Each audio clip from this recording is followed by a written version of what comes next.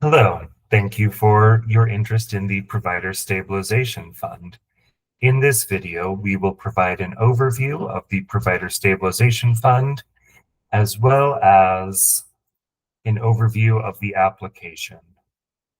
I'm Daniel Harper, the Financing Unit Manager in the Special Financing Division, and other members of the department that work on this program include Shannon Huska, the Special Financing Deputy Division Director, Mindy Lee, a financial analyst in the Special Financing Division, and Tracy Gonzalez, a finance unit administrator in the Special Financing Division.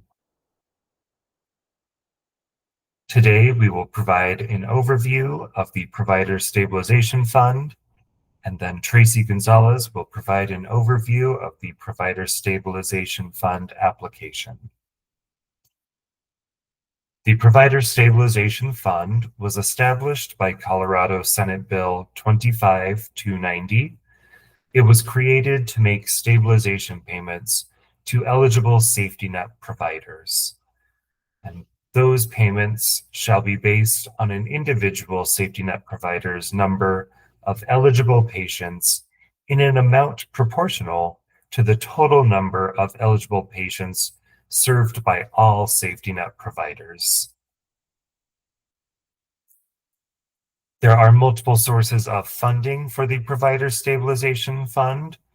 There's funding that is available from the Unclaimed Property Trust Fund that has been appropriated for 5 years in state fiscal year 2025 through 26.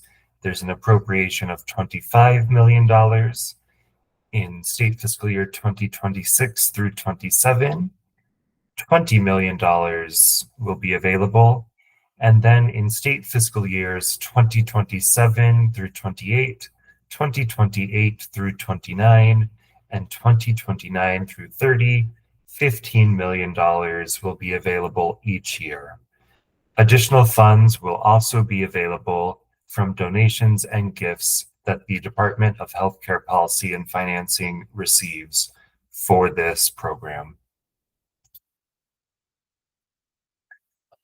To participate in this program, you must be one of these types of eligible safety net providers, either a comprehensive community behavioral health provider, a rural health clinic, a federally qualified health center, or a healthcare provider that delivers primary care services, and at least 50% of your caseload consists of individuals enrolled in Medicaid, Medicare, CHIP Plus, or are low-income uninsured individuals.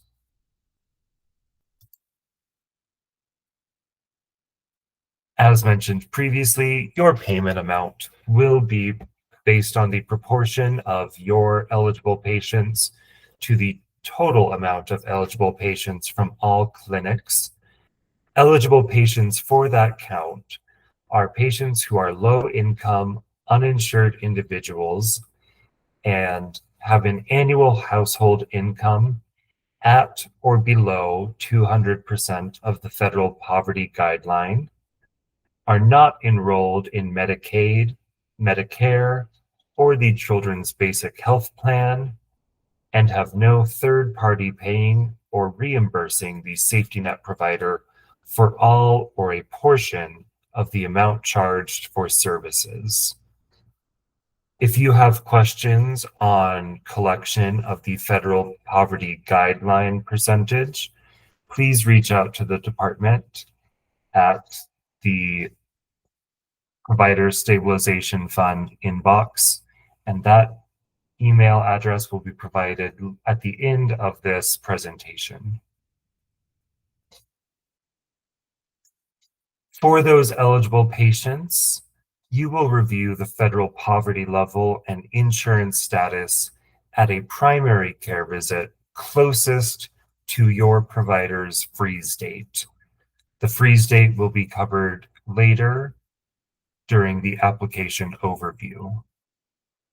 And There is a slightly different definition for primary care for this program. So for this program, primary care includes health services that cover prevention, wellness, and treatment for common illnesses, and it may include dental, comprehensive behavioral health care, or vision care.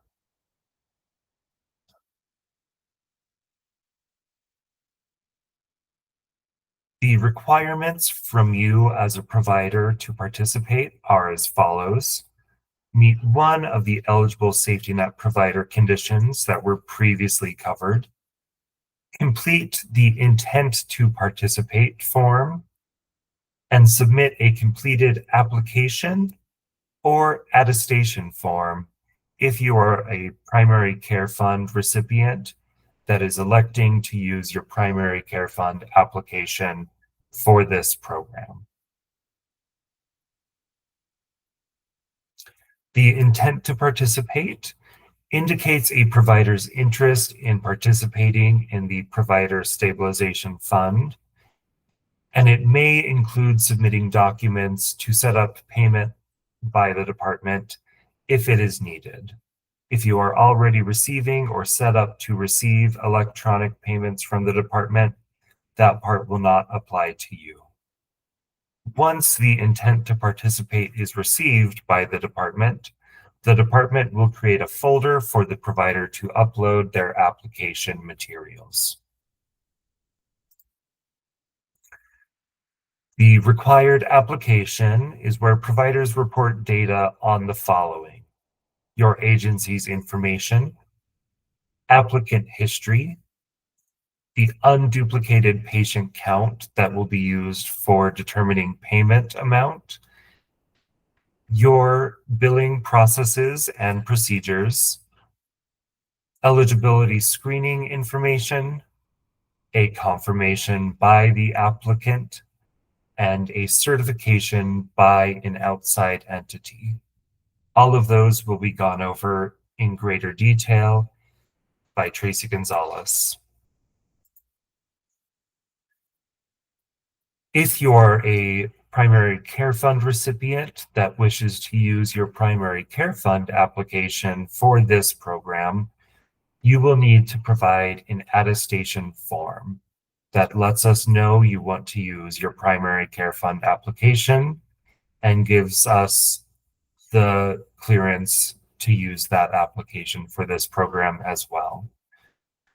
It should be noted that the primary care fund patient count only goes up to 199% of the federal poverty level, whereas the Provider Stabilization Fund goes up to 200%. There is that 1% discretion.